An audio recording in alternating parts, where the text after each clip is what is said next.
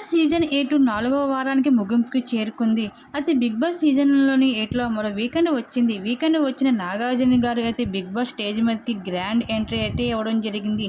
Big boss Nagarjuna గారు వచ్చిన రోజు కోసం అభిమానులతో పాటు హౌస్‌మేట్స్ కూడా ఎంతగానో ఎదురు చూస్తూ ఉంటారు.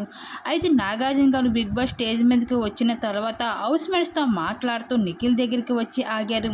అయితే నిఖిల్‌కి ఒక రేంజ్‌లో గట్టిగా ఇచ్చి పడేశారని చెప్పుకోవచ్చు వీకెండ్‌లో నాగార్జున గారు. ఇంకా అసలు విషయానికి వస్తే నిఖిల్ ఏంటి నీ ఆట అని అడిగేసరికి ఏమైంది సార్ అంటే ఓన్లీ టాస్క్లు ఆడితే సరిపోదు, హౌస్లో ఉన్నంతసేపు కూడా సోనియా వెనకాల తిరగడం స్టార్ట్ చేస్తావు.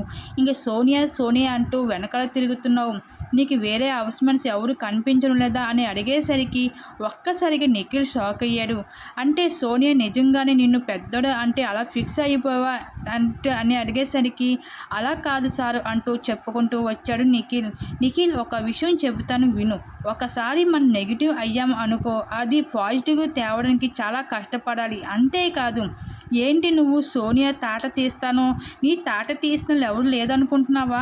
అయినా ఆమె ఎవరి క్లాన్లోకి వెళ్ళాలో ఆమె ఇష్టం, నువ్వు ఎవరు ఆమెను వెళ్ళదు అని చెప్పడానికి అంటే అది కాదు సార్, ముందు నుంచి మా క్లాన్లో ఉంది కదా ఆ బాండింగ్తో అన్నాను. అంటే బాండింగ్ లేదు బొందా లేదు, ముందు నీ ఆట మీద ఫోకస్ చెయ్యి, ఆ తర్వాత చెబుదు కానీ.